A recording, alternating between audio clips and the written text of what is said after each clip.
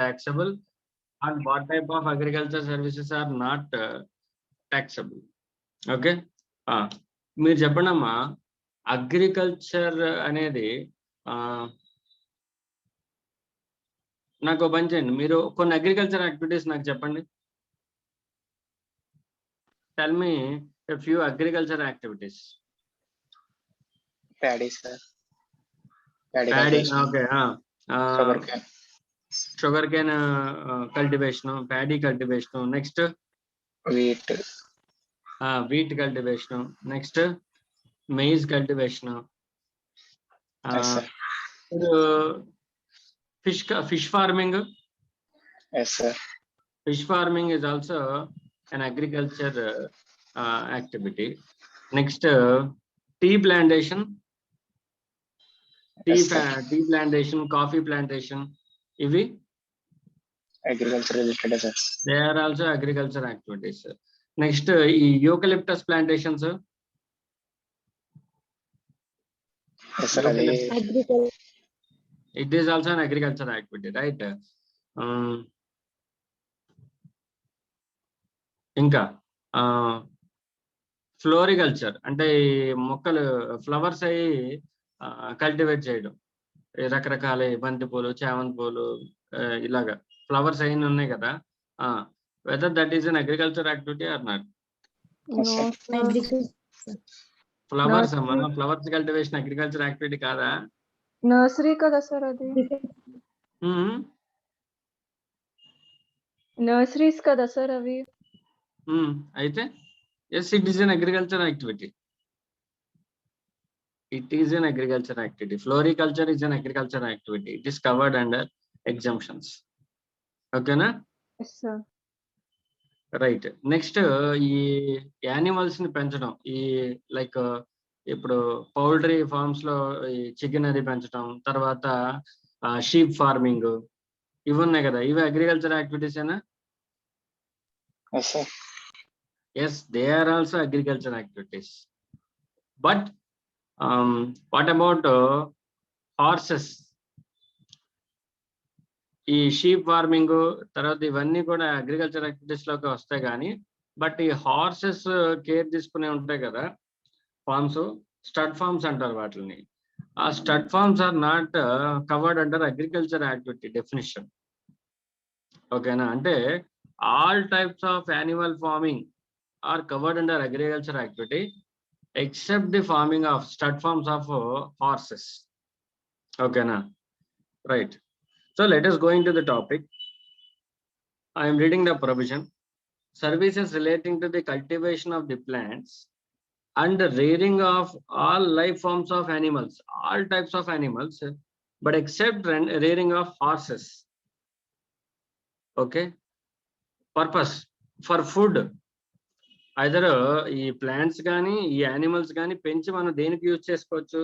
Either for the food or for the fibre or for the fuel and next raw material or some other products or agriculture produce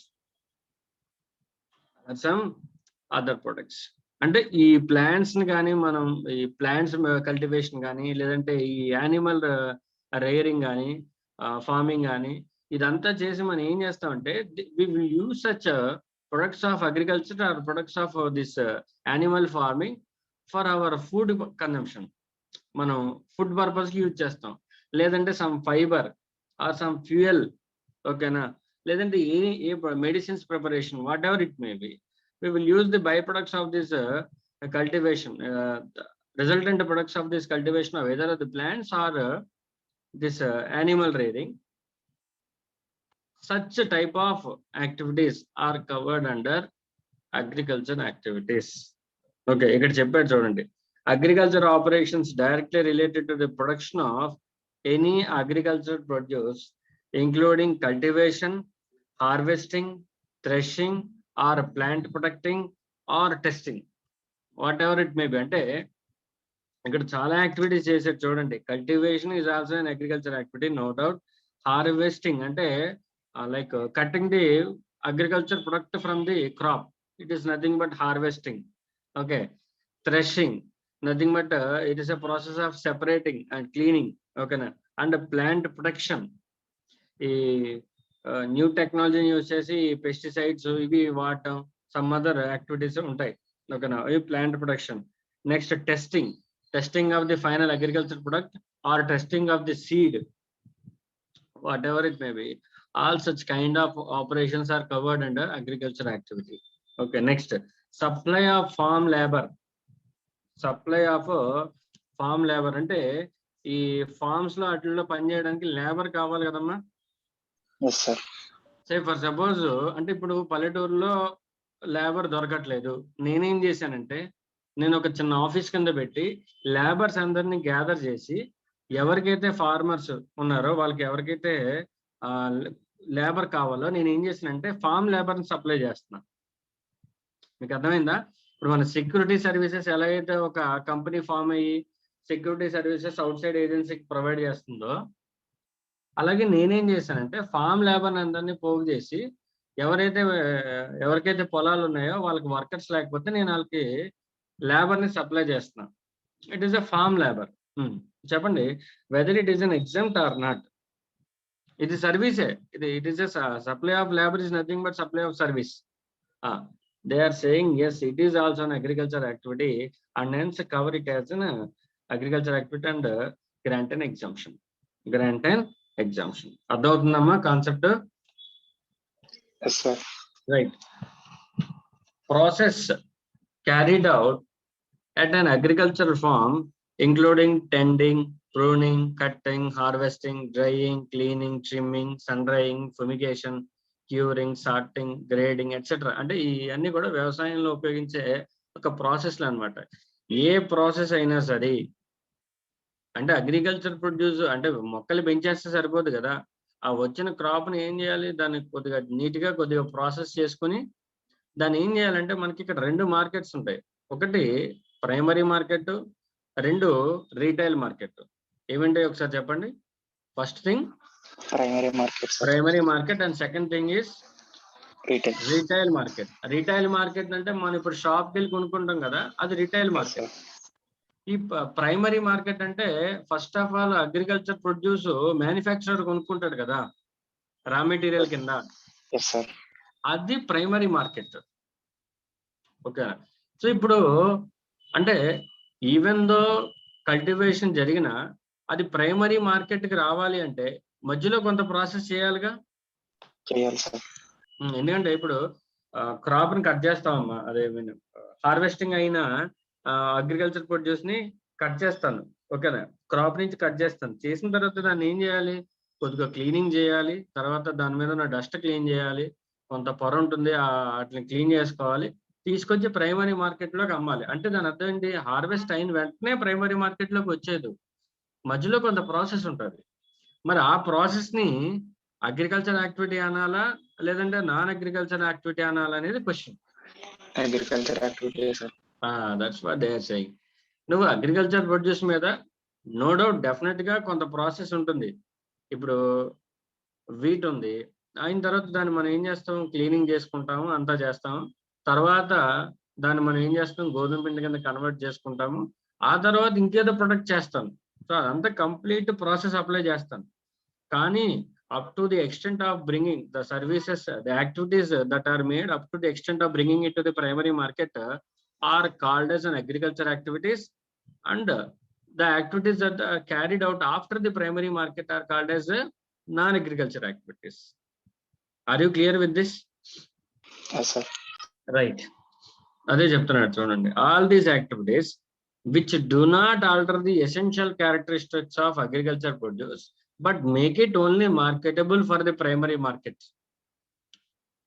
అంటే ఆ activities అన్ని చేయడం వల్ల agriculture produce యొక్క characteristics ఏం మారిపోదు, అలానే ఉంటుంది. కాకపోతే ప్రైమరీ మార్కెట్లో అమ్ముడుపోయే విధంగా దాని ఫామ్ కొద్దిగా చేంజ్ చేస్తాం. అర్థమైందా? ఈ మధ్యలో జరిగే యాక్టివిటీస్ అన్ని కూడా అగ్రికల్చర్ యాక్టివిటీసే.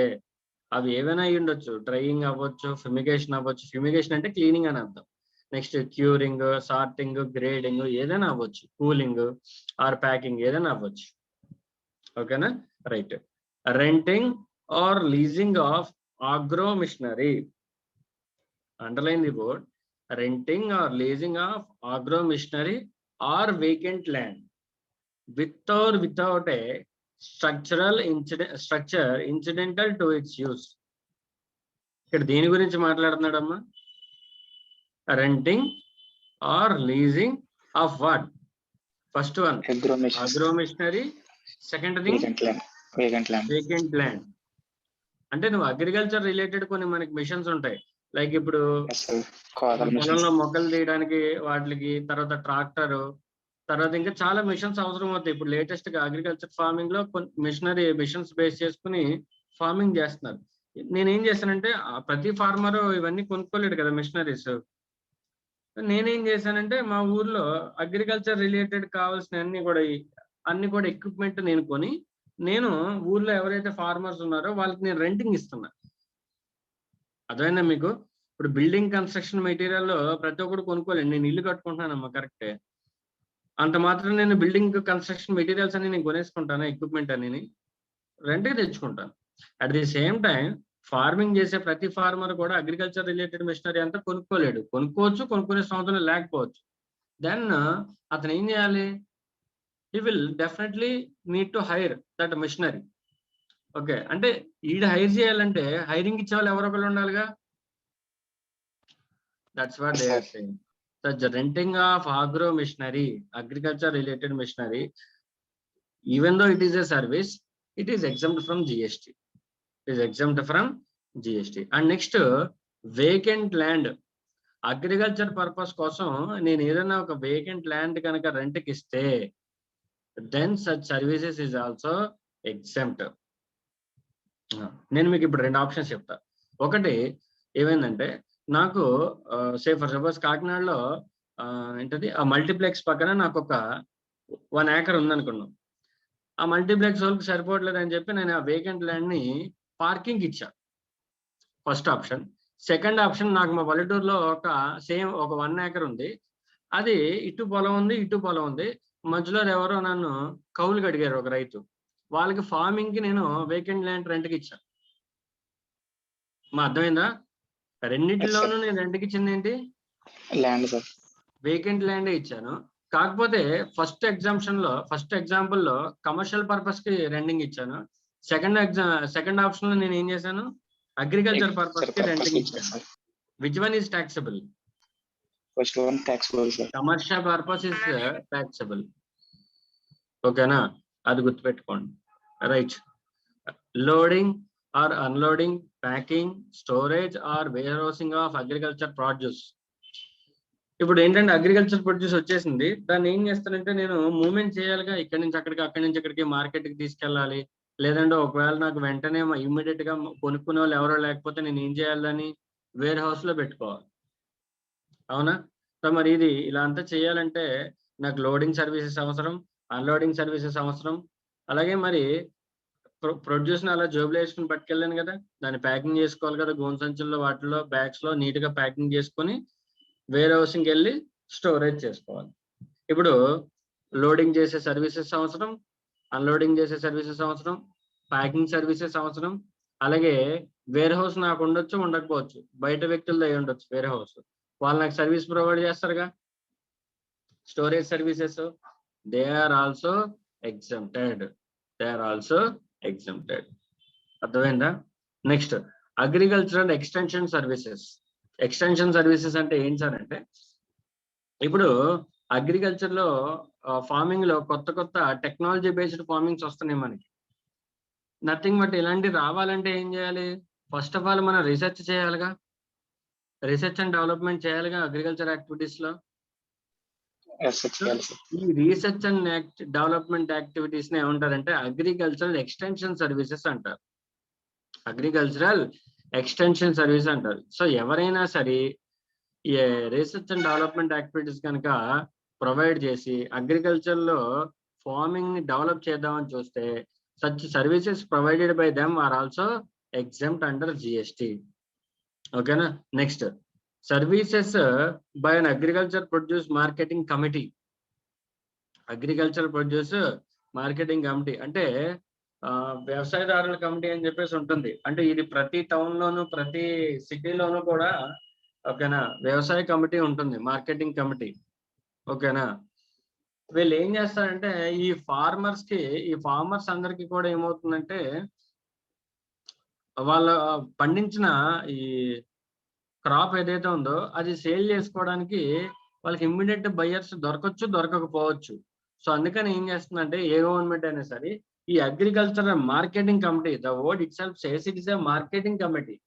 ఈ ఫార్మర్స్ ప్రొడ్యూస్ చేసిన క్రాప్ ఏదైతే ఉంటుందో అది మార్కెటింగ్ చేయడానికి అండ్ మోర్ ఓవర్ అది వెంటనే అమ్ముడిపోయేలా చూడడానికి ఫార్మర్స్ కి హెల్ప్ చేస్తారు. ఓకేనా? So such services provided by such committee are exempted. And next, and agents ఉంటారు, మార్కెటింగ్ ఏజెంట్స్ ఉంటారు కమిటీలో. వీళ్ళు ఏం చేస్తారంటే వీళ్ళే ఫార్మర్ దగ్గర నుంచి క్రాప్ కొని బయర్ కి సేల్ చేయడం, లేదంటే మధ్యలో బ్రోకర్ సర్వీసెస్ ప్రొవైడ్ చేయడం ఏదో చేస్తారు. అంటే ఒక ఏజెంట్ కింద అనమాట. Such services provided by such agent or also exempted. Okay na? Next, services by way of fumigation in a warehouse of an agriculture produce. Fumigation ante em kadu, cleaning anamata. Cleaning services anamata. Such services provided in a warehouse. Warehouse lo em avutundi, ee agriculture produce anta em chestam, store chestam. Aru madi clean ga undaliga. Warehouse eppudu kuda clean ga unchukovali kada, lekapothe ee ఏమంటారు క్రూప్స్ అయి ఉంటాయి కదా, ఈ క్రూప్స్ rats ఇవన్నీ అయితే వెళ్ళి product ని పాడు చేసేస్తాయి. సో ఖచ్చితంగా వేర్ హౌస్ అనేది ఎప్పటికప్పుడు చాలా జాగ్రత్తగా ఉండాలి, స్టాక్ ఏం అవ్వకుండా, అగ్రికల్చర్ ప్రొడ్యూస్ పాడవకుండా చూసుకోవాలి.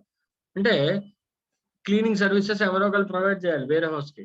Such services provided in the farm of fumigation to such warehouses are also covered under the exemption of the GST. Right, అర్థమవుతుందా అమ్మా? సార్ చెప్పమ్మా.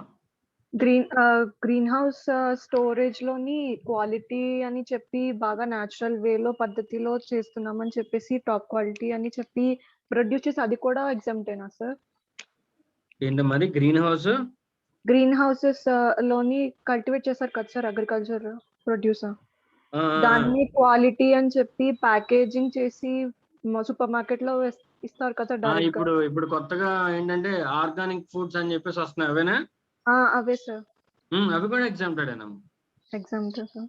అవి కూడా exempted. They are also covered under agriculture produce. అంటే వాళ్ళు branding చేస్తున్నారు కదా sir మరి.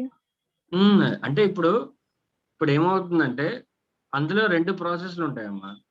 ఒకటి ఏమవుతుందంటే అగ్రికల్చర్ ప్రొడ్యూస్ వచ్చేంత వరకు ఒక స్టేజ్, అంటే వాళ్ళు క్రాప్ వేసి ప్రొడక్ట్ తీసుకొచ్చిన తర్వాత ఏమవుతుందంటే కమర్షియల్ బ్రాండింగ్ చేస్తారు.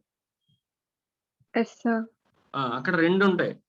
అంటే అగ్రికల్చర్ ప్రొడ్యూస్ కి ప్యాకేజింగ్ చేసి నువ్వు సేల్ చేసినంత వరకు నో ప్రాబ్లం. దాన్ని ఫర్దర్ గా ప్రాసెస్ చేస్తేనే then it is a business activity. అర్థమైందా? ఫర్ సపోజ్ గోధుమలు ఉన్నాయమ్మా, గోధుమలు ఏం చేశారంటే వాళ్ళే కల్టివేట్ చేసి వాళ్ళ బ్రాండ్ వేసుకుని సేల్ చేశారు. ఓకేనా? గోధుమలు లాగే, గోధుమ పిండి కూడా చేయలేదు, గోధుమలు లాగే అమ్మారు. ఓకేనా? Then it is an agriculture produce, no problem. Branding వేసుకున్నా వేసుకోకపోయినా అది అగ్రికల్చర్ ప్రొడ్యూసే. అర్థమైందా? Okay sir. రైట్. నెక్స్ట్, ఇందులో కొన్ని క్లారిఫికేషన్స్ ఇచ్చారు చూడండి. Plantation crops like rubber, green tea, coffee, వీటన్నిటికి కూడా ఏమవుతుందంటే ప్లాంటేషన్స్ ఉంటాయి. టీ ప్లాంటేషన్స్, కాఫీ ప్లాంటేషన్స్ ఇవన్నీ ఉంటాయి. ఆ ప్లాంటేషన్స్ కూడా వాళ్ళు ఏమంటారంటే అగ్రికల్చర్ యాక్టివిటీస్, అగ్రికల్చర్ ప్రొడ్యూస్ అని చెప్తున్నారు. Next, pisciculture, sericulture and floriculture are also agriculture activities. Pisciculture అంటే ఫిష్ ఫార్మింగ్ అమ్మా. సెరికల్చర్ అంటే సిల్క్ ఫార్మింగ్ అన్నమాట. ఈ ఉంటాయి కదా పట్టు పురుగులు ఉంటాయి కదా, తెలుసా మీకు? ఈ బటర్ఫ్లైస్ ఇవన్నీ కూడా గూళ్ళు కడతాయి, తర్వాత అవి తీసేసి ఆ సిల్క్ ని తీసేసి ప్రాసెస్ చేసి సిల్క్ ప్రిపేర్ చేస్తారు, తెలుసా మీకు? Such activities also agriculture activity. Next, floriculture, ఈ ఫ్లవర్స్ అవి కల్టివేట్ చేయడం, farming, they are also agriculture activities. Next, potato chips and tomato ketchup. మా పొటాటో చిప్స్ కామన్ సెన్స్ తో ఆలోచించండి, టొమాటో కెచప్ అగ్రికల్చర్ ప్రొడ్యూస్ అవుతుందా? No sir. నో, అవును sir. Tomatoes are agriculture produce.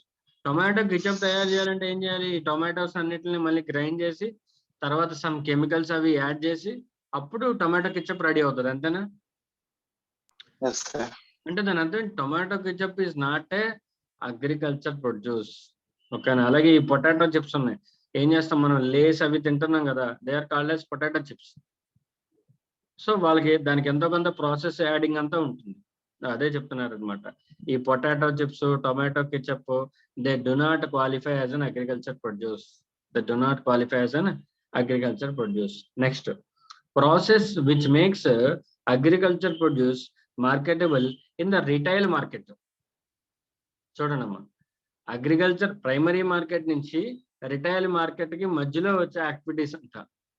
చెప్పండి, అవి అగ్రికల్చర్ యాక్టివిటీస్ అవుతాయా, non agriculture activities అవుతాయా?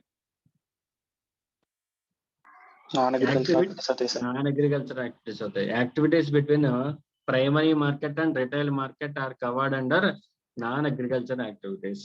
Next, cleaning of wheat. చెప్పాను కదా అక్కడ మీకు, వీట్ తీసుకొచ్చిన తర్వాత అంటే కట్ చేసిన తర్వాత వీటిని మనం ఏం చేయాలంటే క్లీన్ చేయాలి. పైన పొట్టు ఇదంతా ఉంటుంది, క్లీన్ చేసి దాన్ని మళ్ళీ శుభ్రం చేయాలి. శుభ్రం చేసినంత మాత్రాన వీట్ లాగానే ఉంటుంది, దాని ఒక క్యారెక్టరిస్టిక్స్ ఏం చేంజ్ అయిపోవు. ఓకేనా? సో అందుకనే ఈ cleaning of wheat is an agriculture activity. అది ఫామ్ బయట జరిగినా yes, it is an agriculture activity. Next, leasing of vacant land with a greenhouse or a storage shed meant for agriculture produce is covered under exemption. Is covered under exemption. If a vacant land has a structure like green shed or storage house shed or greenhouse built on it which is incidental to its use for agriculture, then it is also an exemption. అంటే దాని అర్థం ఏంటి? Green house cultivation is also agricultural activity. Right. Next, agriculture extension services. ఇందాకడే చెప్పుకున్నాం, research and development on about latest technology in the agriculture, it is also covered under exemptions. Right. Next,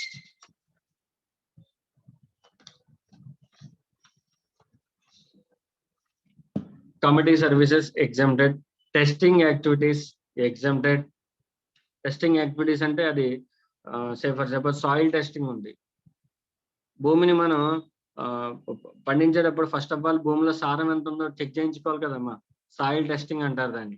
అంటే soil testing చేస్తే దాన్ని బట్టి మనకి ఏం తెలుస్తుంది, ఇక్కడ భూమి సారం ఎంత ఉంది, ఎంత క్రాప్ రావచ్చు, ఫెర్టిలిటీ ఎంత ఉంది, next A type of pesticides వాడాలి, ఏ టైప్ ఆఫ్ వాటర్ కావాలి, ఏ టైప్ ఆఫ్ ప్లాంట్స్ ఇక్కడ కల్టివేట్ చేయొచ్చు, ఇవన్నీ మనకు తెలిస్తేగా సాయిల్ టెస్టింగ్ వల్ల.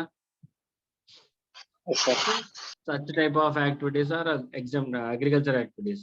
అలాగే ఇప్పుడు చేపల చెరువులు, రొయ్యల చెరువులు వాటిల్లో కనుక మనం చూసామనుకో, ఆ పాండ్ లో ఉన్న వాటర్ టెస్టింగ్ చేస్తారు. వాటర్ టెస్టింగ్ అంటే ఏంటి, ఆ సెలనిటీ ఎంత ఉంది, తర్వాత ఆల్కలైన్ ఎంత ఉంది, సమ్ ఏవో చేస్తారు. దాన్ని బట్టి వాళ్ళు ఏం చేస్తారంటే సమ్ కెమికల్స్ అవి యాడ్ చేస్తారు. సో అంటే ఈ టెస్టింగ్ యాక్టివిటీస్ ఏవైతే ఉన్నాయి, సీడ్ టెస్టింగ్ అవ్వచ్చు, సాయిల్ టెస్టింగ్ అవ్వచ్చు, ఆ తర్వాత ఫైనల్ ప్రొడక్ట్ టెస్టింగ్ అవ్వచ్చు, ఏవైనా సరే, ఓకేనా, they are covered under exemption. Next, processed tea, processed coffee, processed jaggery. Jaggery అంటే ఏంటి చెప్పండి? బెల్లం సార్. బెల్లం.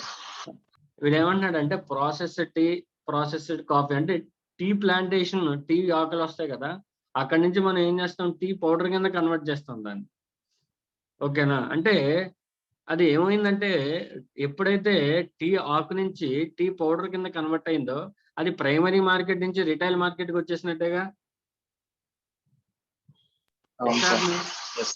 ఎప్పుడైతే మనం ఒక ప్రొడక్ట్ ని ప్రైమరీ మార్కెట్ కాకుండా రిటైల్ మార్కెట్ లోకి వెళ్ళడానికి ఏదైనా ప్రాసెస్ చేస్తే, ఎప్పుడైతే ఆ ప్రొడక్ట్ రిటైల్ మార్కెట్ కి వచ్చిందో అప్పుడు అది అగ్రికల్చర్ ప్రొడ్యూస్ అవ్వదు. ఓకేనా? It is not an agriculture produce. That's what they are saying. Processed tea, the word itself says it is a processed. Okay, so processed tea అవ్వచ్చు, processed కాఫీ అవ్వచ్చు, ఈ జాజరీ అవ్వచ్చు, షుగర్ కేన్ నుంచే కదా మనం బెల్లం తయారు చేసేది. అంటే అదంతా ఒక ప్రాసెస్ జరిగింది. So hence jaggery is not a agriculture produce. and not eligible for exemption. That's what they are saying. Next, మరి కందిపప్పు, మినపప్పు ఇవన్నీ ఉన్నాయి కదమ్మా, ఈ వేరుశనగుళ్ళు ఇవన్నీ ఉన్నాయి కదా, వీటన్నిటి మీద జిఎస్టీ ఉందా? లేదు సార్. వాటన్నిటిలో ఏమంటారంటే whole grains అంటారు. Such whole grains are also covered under agriculture produce. Yes, they are agriculture produce and hence no GST will be leviable. Okay. Next, intermediate production process. Carrying out an intermediate production process in relation to the cultivation of plants and rearing of all life forms of animals. అంటే మనం ఏం చేస్తామంటే, ఇప్పుడు కొన్ని type of cultivations లో ఏమవుతుందంటే intermediate production process ఉంటుంది. అంటే అది మీకు ఎలా చెప్పాలంటే,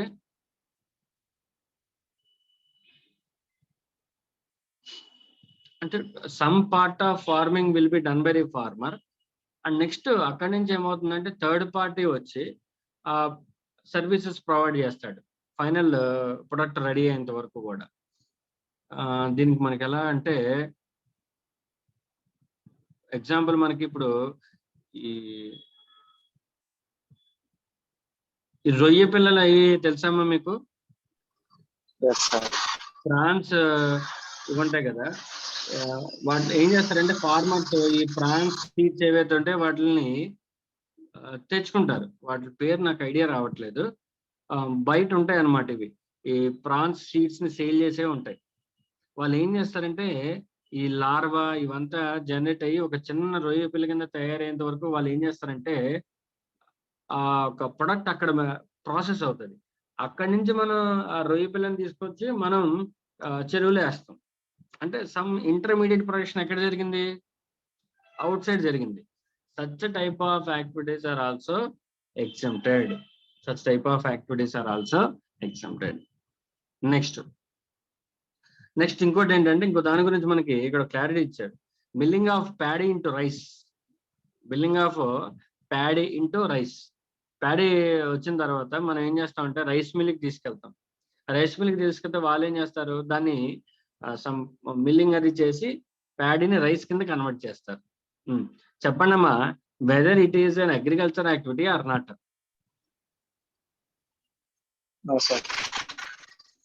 అగ్రికల్చర్ యాక్టివిటీ అనొచ్చా?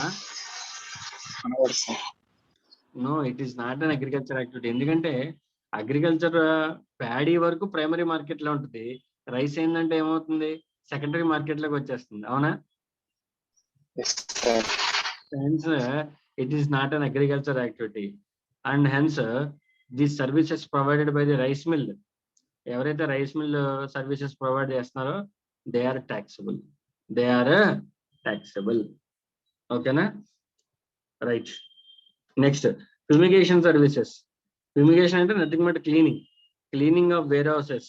Cleaning services provided to warehouses is an example service. Next, artificial insemination of the livestock. Livestock is nothing but ఈ animals అన్నమాట, except horses. ఇన్సెమినేషన్ అంటే ఏమి లేదమ్మా, ఆర్టిఫిషియల్ ఇన్సెమినేషన్ అంటే కృత్రిమ గర్భధారణ అనమాట. ఈ ఏంటంటే యాక్చువల్ గా ఇన్సెమినేషన్ అంటే మేల్ అండ్ ఫీమేల్ కలిస్తే జరగాలి, కానీ అక్కడ ఏం చేస్తారంటే ఆర్టిఫిషియల్ గా బర్త్ ఇవ్వడానికి యానిమల్స్ లో ట్రై చేస్తుంటారు. వాటిని ఏమంటారంటే ఆర్టిఫిషియల్ ఇన్సెమినేషన్ అంటారు. ఓకేనా? They are exempted this type of services. Next, loading and unloading, packing, storage or warehouse of rice. So ఇప్పుడు ఇందాక మనం ఏమన్నా అంటే paddy is an agriculture produce, exempted. Next, paddy నుంచి రైస్ లా కన్వర్ట్ అవ్వడానికి మధ్యలో రైస్ మిల్ సర్వీసెస్ ఉన్నాయి కదా, అవి ట్యాక్సబుల్, ఎగ్జామ్టెడా? ట్యాక్సబుల్. మళ్ళీ తర్వాత రైస్ వచ్చిన తర్వాత ఆ రైస్ ని మనం వేర్ హౌస్ లో పెడతాం. రైస్ ని ప్యాక్ చేస్తాం, లోడింగ్ చేస్తాం, అన్లోడింగ్ చేస్తాం. మళ్ళీ ఈ సర్వీసెస్ అన్ని ఎగ్జామ్టెడ్.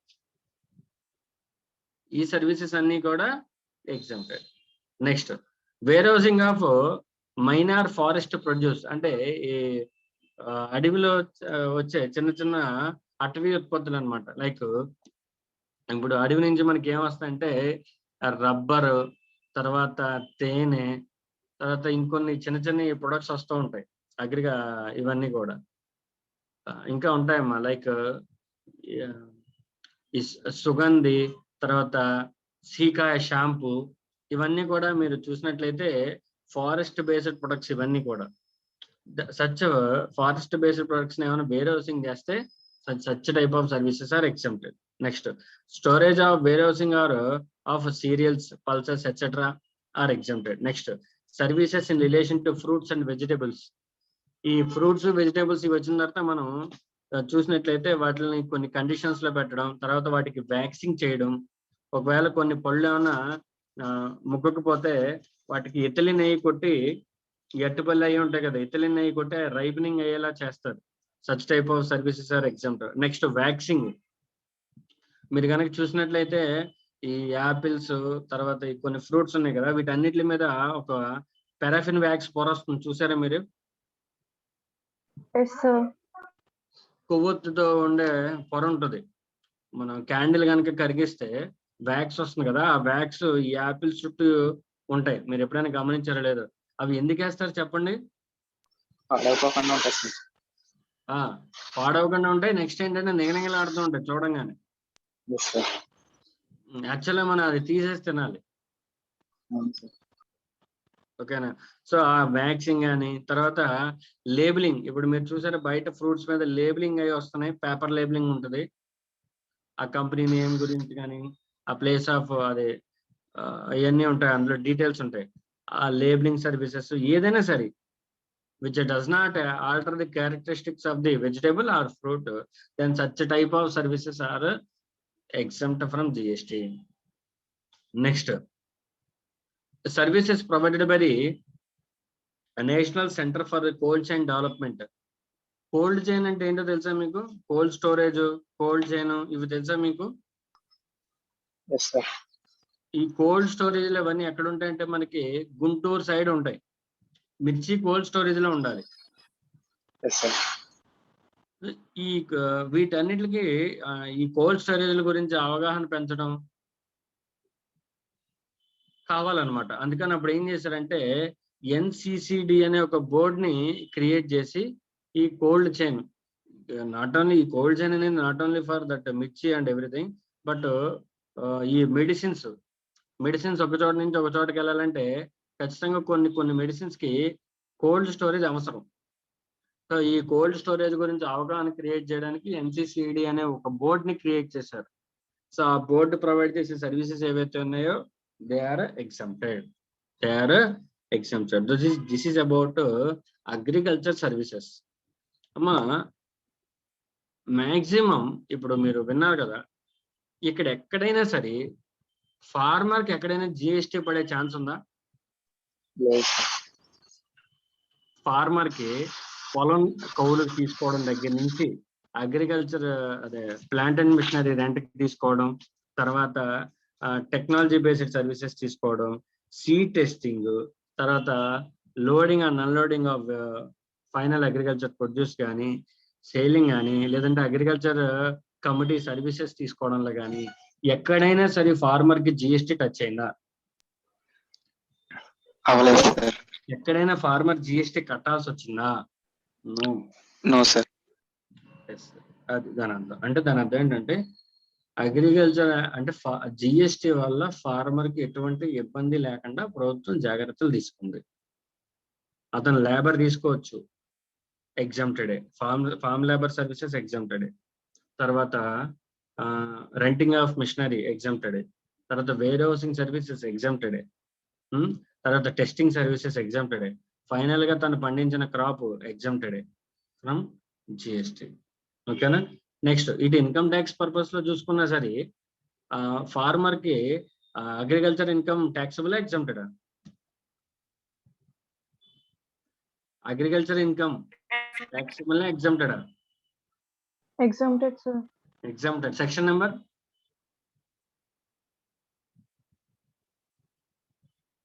నెంబర్ ఎగ్జామ్షన్స్ ఏ సెక్షన్ లోనే ఇన్కమ్ ట్యాక్స్ యాక్ట్ లో? 10 sir. సెక్షన్ 10(2)(a), 10(2) ఏని ఒకసారి చూసుకోండి. Right, next let us see an illustration.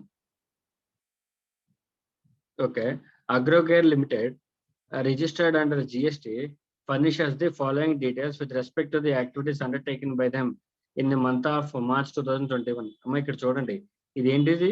Person ఏంటిది? Agrocare Limited company. Limited, that means it is a company. It is a public limited company. It is not only private limited, it is public limited company. ఒక company కింద establish అయ్యి ఈ services provide చేస్తున్నారంట. చూడండి, receipts from supply of farm labour taxable exempted. Example అంటే ఇక్కడ ఒకటి గుర్తుపెట్టుకోవాలి, అగ్రికల్చర్ సర్వీసెస్ అనేది ఫార్మరే చేయాల్సిన అవసరం లేదు, ఎవరు ప్రొవైడ్ చేసినా ఎగ్జాంప్టెడే. ఇప్పుడు నేను Veerendra warehousing private limited అని పెట్టి అగ్రికల్చర్ రైస్ అంతా స్టోర్ చేస్తున్నాను నా వేర్ హౌస్ లో. Yes, it is a private limited company, but ఆ కంపెనీ యొక్క సర్వీసెస్ ఏంటి? Agriculture services and no GST. అంటే ఇక్కడ ఇందాక మీరు డౌట్ వచ్చినట్టు, ఇక్కడ బ్రాండింగ్ ఉన్నా లేకపోయినా, if it is an agriculture activity then it is an exempt. Okay, right. Charges for seed testing taxable exempted. Exempted, sir. Exempted. Charges for soil testing. Exempted, sir. Charges for warehousing of potato chips. Taxable, sir. Taxable, sir. Taxable, very good. Commission received on sale of wheat. Commission received on sale of wheat. Exempt, sir. Exempt. ఎందుకంటే ఇందాక మనం చెప్పుకున్నాం, agent services exempt అని చెప్పుకున్నాం. Agent కి ఏమొస్తుంది? Commission. Exempt. Next, charges for training of farmers on use of new pesticides and fertilisers developed through scientific research. taxable exempted. Exempted, sir. Nothing but వీటిని ఏమంటారా? అగ్రికల్చర్ ఎక్స్టెన్షన్ సర్వీసెస్ అంటారా? Yes, sir. Next, renting of vacant land to a stud farm. Taxable, sir. Taxable. Stud farm అంటే ఇందాకనే చెప్పాను, horses ని ఉంచే form ని stud farm అంటారని చెప్పాను. It is a taxable. Next, renting of vacant land to a cattle farm. Exempted, sir. Exempted. Next, charges for the warehousing of rice. Rice ని warehouse చేశారంట. Exempt. Charges for warehousing of cotton fabrics. Taxable, sir. Taxable. Cotton fabrics అనేది agriculture product కాదు, taxable product. Cotton fabric అంటే ఏంటని అర్థం, ఏ షర్టో ప్యాంటో ఏదో అయి ఉంటది. ఓకేనా? It is a taxable. Next, retail packing and labelling of fruits and vegetables. Packing and labeling of fruits and vegetables. Exempted, sir. Exempted. Next, charges for warehousing of minor forest produce. Exempted, sir. Exempted. Charges for warehousing of spices. Exempted, sir. Exempted. అంటే entire problem లో ఏవేవి taxable అయినాయి? Charges for warehousing of potato chips, charges renting of vacant land to a stud farm. అంతేనా? Remaining అన్ని taxable, remaining అన్ని exempted. ఇవి రెండే taxable. అంతేనా?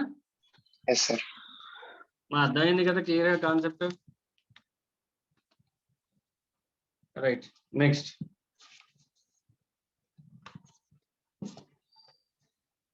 సో ఎడ్యుకేషన్ సర్వీసెస్ రేపు చూద్దాము.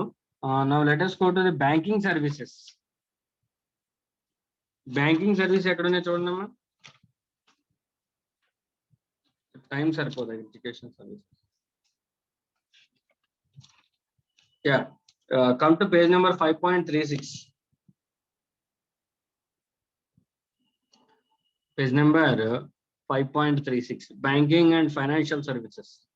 మా నేను మీకు ఎప్పుడో మీరు చిన్నప్పుడు బుడుగుడిని అడకలేస్తున్నప్పుడు చెప్పినట్టు గుర్తు, extension of services by way of lending of money and receiving consideration in the form of interest, whether is a taxable service or an exempt service.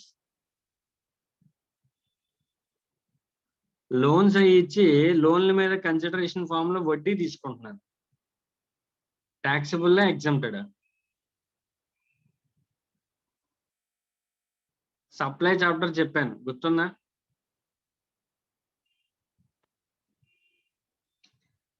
Services by way of extending deposits, loans or advances, అంటే money ఇచ్చి వాళ్ళు use చేసుకున్న దానికి బదులుగా వడ్డీ రూపంలో consideration తీసుకుంటున్నాను. Service అవుతుందా అవదా? అవుతుంది సార్. సర్వీస్ అవుతుందా? Yes sir. It is not service, it is a good.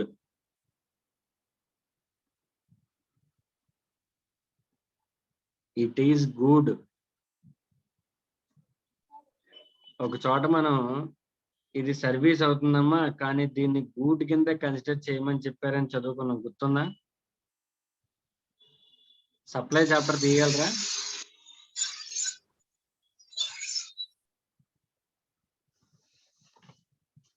Supply chapter లోనే మనం ఒక ప్రాబ్లం చేసాం, గుర్తుందా మీకు?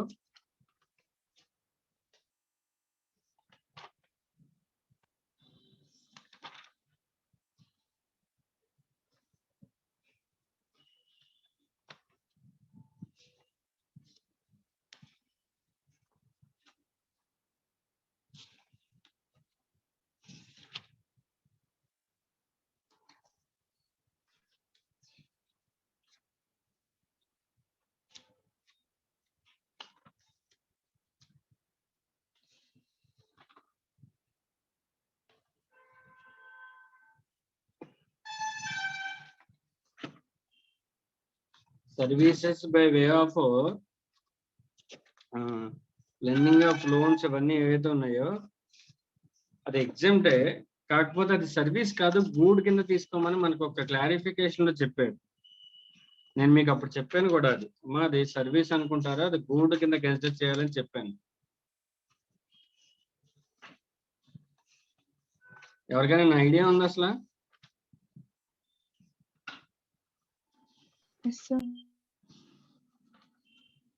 ఇలస్ట్రేషన్స్ అవి ఏమి అనుకుంటా.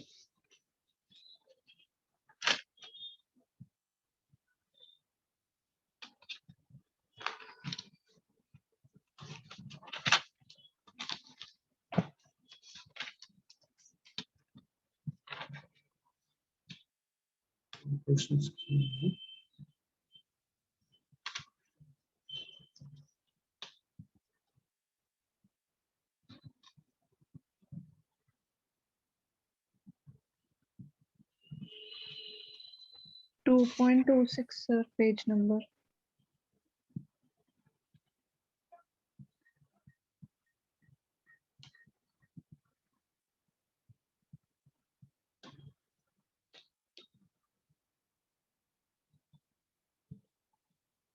Page number 2.26.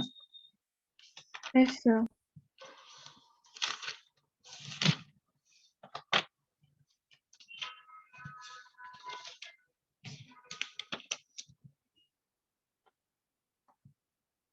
ఏముంది ఇక్కడ 2.26 లో?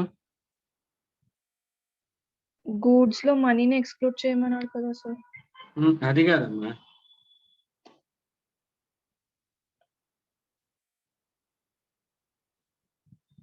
ఈ క్వశ్చన్ ఒకసారి చూడండి. ఎలిజిబిలిటీ అంటారు composition scheme. A Limited is a manufacturing concern in Pune.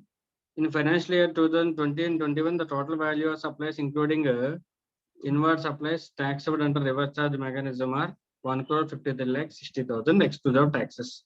Okay. The breakup of supplies are as follows. Intrastate supplies under forward charge 75 lakhs. Okay.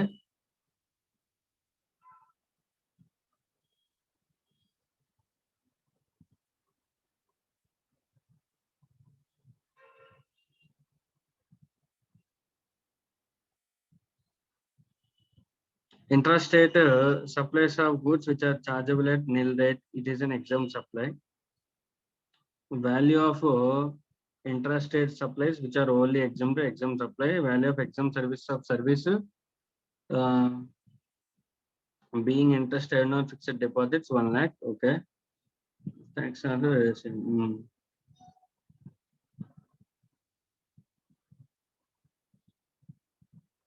ఒకసారి ఇక్కడ ఏటీఓ క్యాలిక్యులేట్ చేయండి. 75 lakhs ఇంక్లూడ్ అవుతుందా ఏటీఓలో? Page number 4.6 లో intrastate supplies made under forward charge.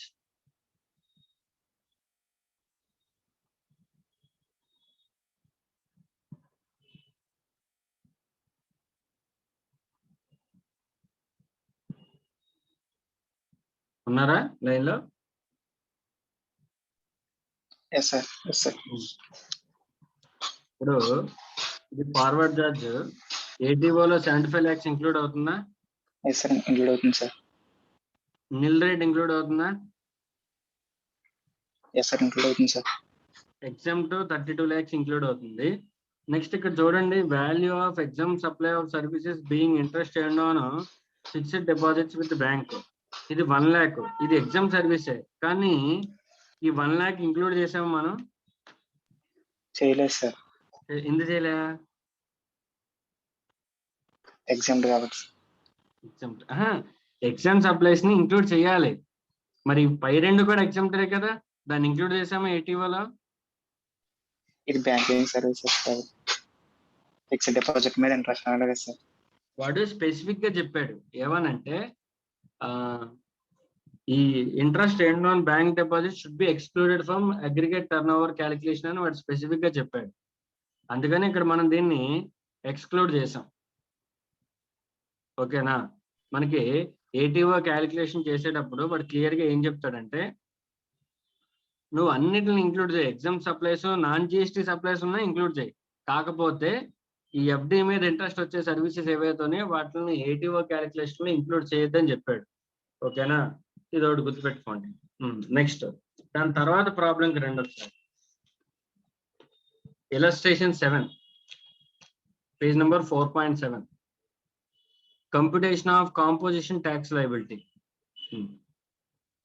A limited, a manufacturing company, okay, of Rajasthan, having aggregate turnover of 120 lakhs in a financial year 2020-21, has opted for the composition scheme, and you are required to determine its composite tax liability and total tax liability.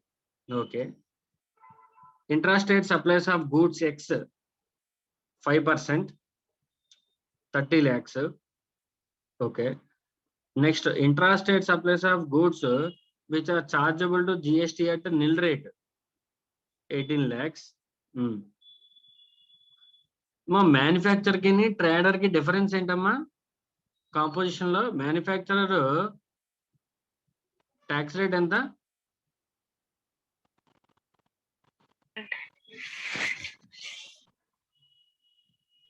Composition scheme లో manufacture కి 1% on what? 1% on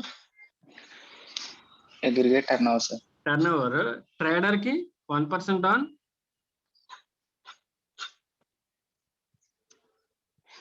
only taxable supplies. గుర్తుందా? Trader కి 1% on only taxable supplies, manufacture కి 1% on all supplies. అంతేనా? Yes sir. Right, అలా ఉన్నట్టు చెప్తా. Intrastate supplies of goods which are chargeable to GST at nil rate. ఇప్పుడు చెప్పండి, ఈ 18 lakhs మీద మ్యానుఫ్యాక్చరర్ ట్యాక్స్ కట్టాలా? కట్టాలి. Intrastate supply of services chargeable with 5% GST, tax కట్టాలా?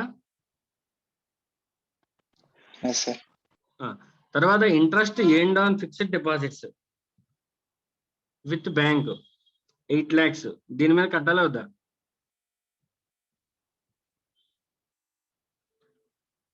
Interest earned on fixed deposits with bank కట్టనవసరం. Next, intrastate supplies which are only exempted from tax, దీని మీద కట్టాలి. నెక్స్ట్, ఇన్వార్డ్ ఆర్సిఎం దీనికి సెపరేట్ గా క్యాష్ లో కట్టాలి. Next intrastate supplies of goods 30 lakhs, దీనికి 1% కట్టాలి. చూడండి ఒకసారి వర్కింగ్ నోట్ ఏం చెప్పాడు చూడండి. Interest earned on fixed deposit.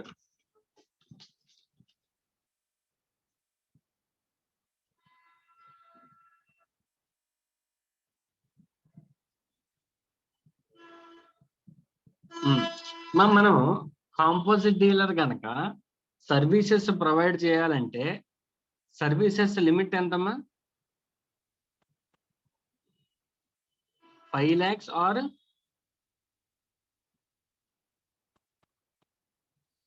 Composite dealer services కూడా ప్రొవైడ్ చేయొచ్చు కదా, దాని లిమిట్ ఎంత ఒకసారి చెప్పండి నాకు. Are you able to recollect it? Preceding financial year లో 10% కానీ 5 lakhs కానీ విచ్ ఎవర్ ఈస్ హయ్యర్, అక్కడ వరకేనా ఎస్ సార్. సర్వీస్ ప్రొవైడ్ చేయాల్సింది. ఈ క్వశ్చన్ లో వీడు అగ్రిగేట్ టర్న్ ఓవర్ ఎంత వచ్చిందమ్మా?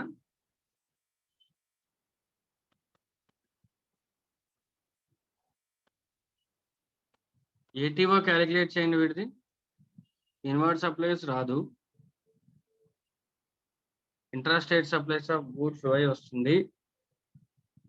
సో 30, ఇదొక 18,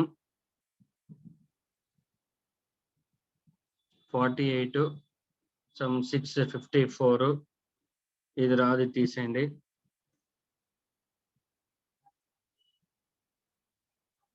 4, ఇదొక 56.4, ఇదొక 30, 94 lakhs. ప్రిసీడింగ్ ఫైనాన్షియల్ ఇయర్ లో 120 lakhs కదా టర్న్ ఓవర్. 120 into 10% అంటే 12 lakhs or 5 lakhs is lower. ఇక్కడ సర్వీసెస్ ఏం ప్రొవైడ్ చేశాడు? 6 lakhs ప్రొవైడ్ చేశాడు అండ్ హెన్స్ ఎలిజిబుల్. కానీ నాకు గుర్తుందమ్మా బాగా ఏంటంటే సర్వీసెస్ ని గూడ్స్ కింద తీసుకోమని ఒక పాయింట్ లో మనకి చెప్పారు. సరే చూద్దాం ఒకసారి, తర్వాత చూద్దాం దొరుకుతుంది ఆ పాయింట్ ఎక్కడ చోట. Okay right. బట్ మీకు తెలిసిన పాయింట్, ఇప్పుడు మనకి కావాల్సిన పాయింట్ ఏంటంటే services by way of extending of loans or deposits and collection of consideration in the form of interest is exempt. అంతేనా point? Yes sir. Right. Next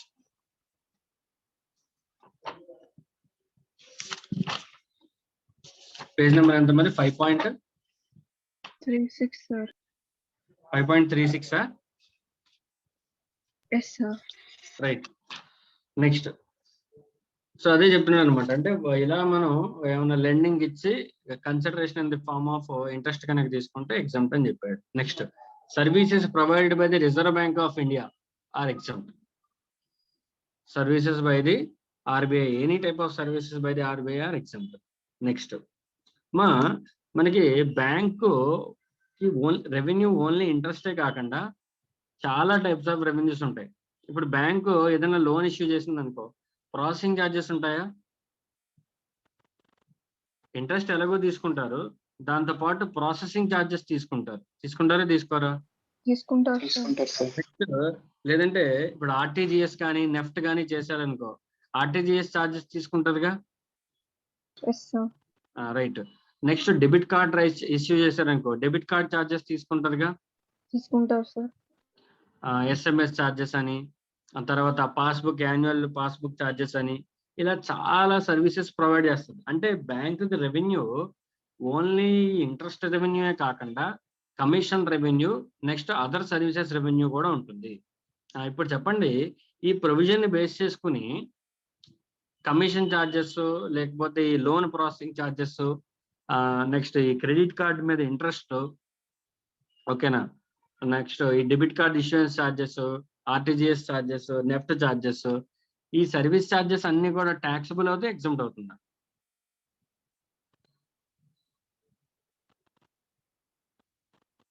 వడ్డీ కాకుండా ఈ అదర్ రెవెన్యూ ఏదైతే ఉందో బ్యాంక్ కి, ఇవన్నీ కూడా ట్యాక్సబుల్ అవుతాయి, ఎగ్జామ్ట్ అవుతాయి.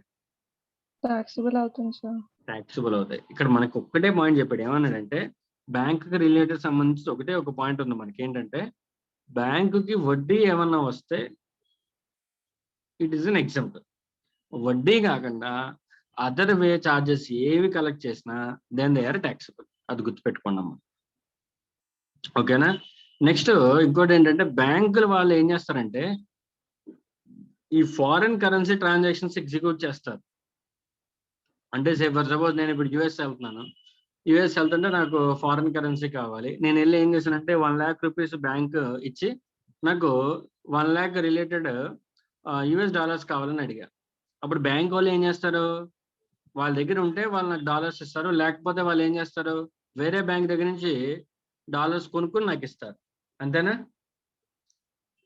సో అంటే ఏంటి, ఒక బ్యాంకు ఇంకో బ్యాంక్ దగ్గర ఫారిన్ కరెన్సీ కొనుక్కోవడం లేదంటే ఇంకో బ్యాంక్ అమ్మడం జరుగుతుంది. సో ఇలా గనక inter se sale or purchase of foreign currency among banks కనుక జరిగితే then such services provided by each related bank are exempted. Each other bank are exempted. That's what they are saying. ఓకేనా. Next services provided by the international finance corporations and next Asian development bank are exempted. ఓకేనా. అది మీరు గుర్తుపెట్టుకోవడం అవసరం లేదు, just reference కంటే.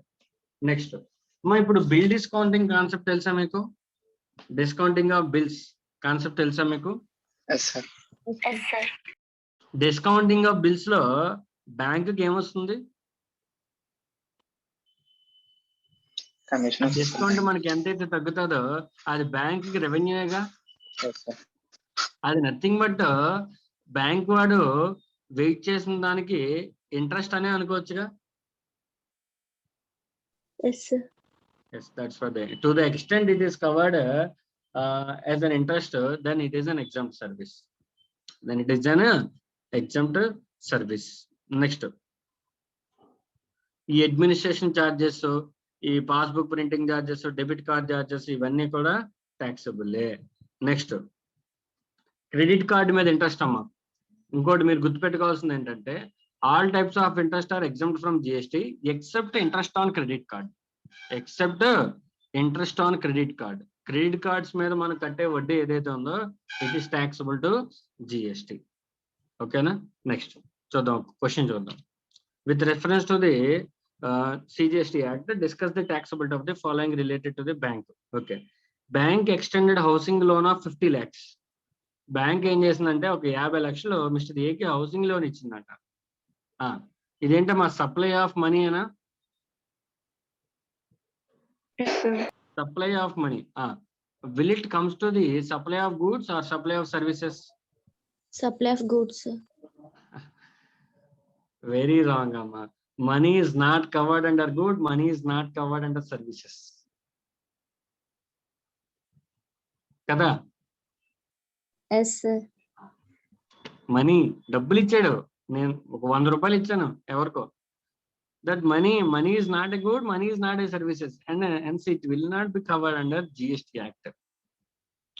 ఓకేనా. Right. So అసలు ఫస్ట్ దశలో సప్లైయే కాదు, 50 లక్షలు లోన్ ఇచ్చాడు, సప్లైయే కాదు. Okay. Next bank received 50,000 as loan processing free from mister A. Loan ఇచ్చాడు కదా, లోన్ కి ప్రాసెసింగ్ చార్జెస్ తీసుకున్నాడు. Taxable exempted? Taxable service. Next bank received 6 lakhs as interest on loan. Taxable exempted? Exempted. ఇది చెప్పండి, supply of service అవుతుందా, supply of గూడ్ అవుతుందా? Okay. For the mean while supply of service అనుకోండి, but అది గూడ్ అని నేను చూశాను, కన్ఫర్మ్ చేస్తాను. ఓకేనా. రైట్. నెక్స్ట్ ఇది exempted taxable? Exempted, sir. Exempted అంటే ఓన్లీ ప్రాసెసింగ్ ఫీజ్ ఏవైతే ఉన్నాయో అవే ట్యాక్సబుల్. ఓకేనా. చూడండి next question. Apna Bank Limited, a scheduled commercial bank, has furnished the following details for the month of August 2020. Extended housing loan to its customer. Taxable or exempted? First of all, it is not a supply. Next, processing fees collected from its customers 20 lakhs or 20 crores. Taxable or exempted? Taxable, sir. Taxable. Commission collected. Taxable or exempted? Commission collected, taxable. Interest income on credit card, taxable or exempted? Taxable. Taxable. Interest received on housing loan, Exempted, sir. exempted. Next, minimum balance charges collected from current account and saving account holders, Taxable, sir. taxable. ఓకేనా, ఎందుకంటే అది వడ్డీ కాదు, minimum balance మనం maintain చేయలేదని మన దగ్గర నుంచి వసూలు చేశాడు. Okay, taxable.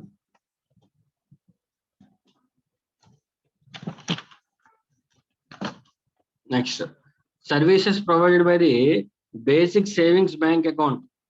అమ్మా మీకు గుర్తుందా, అప్పట్లో మోడీ గారు ప్రధాన మంత్రి జన్ధన్ యోజన అని చెప్పి ఒకటి స్టార్ట్ చేశారు. జన్ధన్ ఖాతాలో ఓపెన్ చేయించారు. విలేజెస్ లో ఉన్న ప్రతి ఉమెన్ చేత కూడా ఒక బ్యాంక్ అకౌంట్ ఓపెన్ చేయించారు, గుర్తుందా? Yes, sir. అది ఎందుకంటే ఈ ఫార్మర్స్ రిలేటెడ్ సెంట్రల్ గవర్నమెంట్ ఏ స్కీమ్ రిలీజ్ చేసినా వాళ్ళకి బ్యాంక్ అకౌంట్ లేకపోవడం వల్ల ప్రాబ్లం అవుతుందని డైరెక్ట్ గా గవర్నమెంట్ ఇచ్చే బెనిఫిట్ అంతా కూడా ఫార్మర్ విలేజెస్ లో ఉన్న వాళ్ళకి డైరెక్ట్ గా వెళ్ళాలని వాళ్ళందరి పేరు మీద కూడా బ్యాంక్ అకౌంట్స్ ఓపెన్ చేయించారు, జన్ధన్ ఖాతాలు. ఓకేనా, ఇప్పుడు బ్యాంక్ ఏం చేస్తుందంటే, మరి ఈ బ్యాంకు జన్ధన్ ఖాతా వాళ్ళకి ఏటీఎం కార్డు ఇవ్వాలి, వాళ్ళకి పాస్బుక్ ఇవ్వాలి, ఎస్ఆర్నో ఇవన్నీ ఇవ్వాలి కదా. Yes, sir. Well, sir. మరి ఏటీఎం కార్డ్ ఛార్జెస్ మీద జిఎస్టీ ఉందా లేదా? ఉంది, సార్. ఉంది. కానీ ఈ జన్ధన్ ఖాతా వాళ్ళకి కనుక ఏటీఎం కార్డ్ ఇష్యూ చేసిన, నెక్స్ట్ పాస్బుక్ సర్వీసెస్ కానీ, ఏ సర్వీస్ అయినా, ఇంటర్నెట్ బ్యాంకింగ్ సర్వీసెస్ కానీ, ఏ సర్వీస్ ప్రొవైడ్ చేసినా ఈ జన్ధన్ ఖాతాలకి ప్రొవైడ్ కనుక మీరు సర్వీసెస్ ప్రొవైడ్ చేస్తే then there is no GST, అర్థమైందా మీకు? అర్థమైందమ్మా? ఇప్పుడు ఒక బ్యాంక్ ఉంది, ఒక బ్యాంక్ లో ఫర్ సపోజ్ ఏబి ఇద్దరు ఉన్నారు. ఏకి నార్మల్ సేవింగ్స్ బ్యాంక్ అకౌంట్ ఉంది, బికి జన్ధన్ సేవింగ్స్ బ్యాంక్ అకౌంట్ ఉంది. ఓకేనా, ఏకి బికి ఇద్దరికి డెబిట్ కార్డ్ రైజ్ చేశారు, ఇష్యూ చేశారు. డెబిట్ కార్డ్ ఛార్జెస్ 100 రూపాయలు, వీడికి 100 రూపాయలు తీసుకున్నారు, వాడికి 100 రూపాయలు తీసుకున్నారు. కాకపోతే ఏకి ఏమవుతుందంటే 100 రూపాయలతో పాటు జిఎస్టీ 18% కూడా తీసుకుంటారుగా. ఎస్ఆర్నో? Yes, sir. ఛార్జెస్ కి మనం జిఎస్టీ కట్టాలి కదా. ఏకేమో 18% ప్లస్ జిఎస్టీ కట్ అవుతుంది బ్యాంక్ నుంచి, బ్యాంక్ అకౌంట్ నుంచి. బికి మాత్రం only that debit card charges మాత్రమే కట్ అవుతాయి, జిఎస్టీ కట్ అవుతుంది బికి. అర్థమైనా? Because services provided with bank to the Jan Dhan bank account holders are exempt from GST. అర్థమైందమ్మా మీకు డిఫరెన్సెస్? Yes, sir. అంటే నాకు ఏమైనా ఛార్జెస్ కట్ అయితే ఛార్జెస్ తో పాటు జిఎస్టీ అడిషనల్ గా కట్ అవుతుంది. జన్ధన్ ఖాతా వాళ్ళకి ఓన్లీ బ్యాంక్ ఛార్జెస్ మాత్రమే కట్ అవుతాయి, అడిషనల్ గా వాళ్ళకి జిఎస్టీ అనేది లెవీ చేయరు, వాళ్ళ అకౌంట్ నుంచి కట్ చేయరు. అర్థమైందా? సో అంటే ఇప్పుడు జన్ధన్ ఖాతా తీసుకోవడం బెటరా కాదా? Better, sir. బెటర్, బికాస్ ఈ ఛార్జెస్ వాటి మీద మనకి జిఎస్టీ అనేది ఉండదు. ఓకేనా, కాకపోతే జన్ధన్ ఖాతాలో ఉన్న ఒక డిసడ్వాంటేజ్ ఏంటంటే వాళ్ళు 50,000 మించి ట్రాన్సాక్షన్ చేయడం కుదరదు. లార్జ్ ట్రాన్సాక్షన్స్ వాళ్ళ అకౌంట్ లో ఒప్పుకోరు, వాళ్ళు మళ్ళీ రెగ్యులర్ సేవింగ్స్ అకౌంట్ కన్వర్ట్ అయిపోదు పెద్ద ట్రాన్సాక్షన్స్ కనుక చేస్తే. అర్థమైందా? That is what the backdrop they are giving. Next, credit card, debit card and other card service they are exempt up to 2,000 per transaction. మనం కనుక చూసినట్లయితే బయట ఈ క్రెడిట్ కార్డ్ స్వైప్ చేయాలన్నా లేదంటే డెబిట్ కార్డ్ స్వైప్ చేయాలన్నా charges అడుగుతారు, sir card charges పడతాయని. కార్డ్ ఛార్జెస్ ఎక్కడి వరకు పడవంటే 2,000 ట్రాన్సాక్షన్ వరకు ఉందనుకో కార్డుకి ట్రాన్సాక్షన్ ఛార్జెస్ పడవు. కానీ 2,000 అబోవ్ కనుక మీరు క్రెడిట్ కార్డుతో కానీ డెబిట్ కార్డుతో కానీ ఏమైనా ట్రాన్సాక్షన్స్ చేస్తే ఛార్జెస్ పడతాయి. సో వీడేమన్నానంటే ఏవైతే 2,000 అబోవ్ ఛార్జెస్ పడతాయో వాటికి జిఎస్టీ ఉంటుందని చెప్తున్నాడు. ఓకేనా? Next, services provided by the financial intermediaries located in IFSC సెర్జ్. ఐఎఫ్ఎస్సి అంటే ఇంటర్నేషనల్ ఫైనాన్షియల్ సర్వీస్ సెంటర్స్. మనకి ఇది ఎక్కడ ఉందంటే గుజరాత్ లో ఉంది IFSC. International financial service centre. International financial service centre ఇది గుజరాత్ లో ఉంది. సార్ ఏంటి సార్ ఈ ఐఎఫ్ఎస్ యొక్క వర్కింగ్ ఏంటంటే, ఫర్ సపోజ్ ఇప్పుడు నాన్ రెసిడెంట్స్ ఉన్నారు, ఫారినర్స్, వాళ్ళు ఏం చేస్తారంటే ఇండియాలోకి వచ్చి ఇండియాలో ఇన్వెస్ట్మెంట్స్ చేయడం కానీ, ఇండియాలో సమ్ బాండ్స్ పర్చేజ్ చేయడం కానీ, సెక్యూరిటీస్ పర్చేజ్ చేయడం కానీ చేస్తారు. చేసినప్పుడు ఏమవుతుందంటే ఈ నాన్ రెసిడెంట్స్ అందరూ కూడా మన ఇండియాకి వచ్చి ఫారిన్ కరెన్సీలో పే చేస్తారు. అంతేనా? ఇప్పుడు ఒక సెంటర్ అనేది లేదమ్మా. నాన్ రెసిడెంట్ ఎవడైనా వచ్చి ఇండియాలో కొనాలనుకో ఏదన్నా, డైరెక్ట్ గా ఫారిన్ కరెన్సీతో కొనగలడా? అతను ఏం చేయగలడు? దాన్ని మళ్ళీ కన్వర్ట్ చేసుకొని డాలర్స్ ని మళ్ళీ రూపీస్ లో కన్వర్ట్ చేసుకొని ఏదైనా బై చేయాలి. సో వాళ్ళకి ఆ ప్రాబ్లమ్స్ ఉంటాయి కాబట్టి వాళ్ళు రారు, మనీ కన్వర్షన్ ప్రాబ్లమ్స్ ఉంటాయి కాబట్టి. కానీ గవర్నమెంట్ ఏం చేసిందంటే వాళ్ళకి మనీ కన్వర్షన్ ప్రాబ్లం లేకుండా ఒక ఐఎఫ్ఎస్సి అనేది ఒకటి క్రియేట్ చేసింది గుజరాత్ లో. క్రియేట్ చేసి ఒక మంచి ప్లాట్ఫామ్ ఇదంతా క్రియేట్ చేసింది. సో వాళ్ళకి ఫారెన్ కరెన్సీ కన్వర్షన్ కావాలంటే వెంటనే అక్కడ స్పాట్ లో జరిగిపోతుంది. వాళ్ళు ఏం కావాలంటే అవి కొనుక్కోవచ్చు, మళ్ళీ వెంటనే అక్కడి నుంచి వాళ్ళు ఫారెన్ వెళ్ళిపోవచ్చు. అర్థమైందా మీకు? దానివల్ల మన ఇండియాకి బెనిఫిట్ ఏంటి సార్ అంటే ఫారెన్ కరెన్సీ యొక్క రిజర్వ్స్ పెరుగుతాయి. Are you getting me? Yes sir. Foreign currency reserves పెరుగుతాయి. సో దాన్నే ఐఎఫ్ఎస్సి అంటారు, ఇంటర్నేషనల్ ఫైనాన్షియల్ సర్వీస్ సెంటర్. ఓకేనా? సో ఈ ఐఎఫ్ఎస్సి సర్వీస్ ప్రొవైడ్ చేస్తుందిగా నాన్ రెసిడెంట్స్ కి. మరి ఇవి ట్యాక్సబుల్ ఎగ్జామ్టెడా అంటే దే ఆర్ ఎగ్జామ్టెడ్ అని చెప్తున్నాడు. చూడండి, services provided by intermediate of financial services located in multi services SEZ with IFSC status to A customer located outside India for international financial services in currencies other than Indian rupees.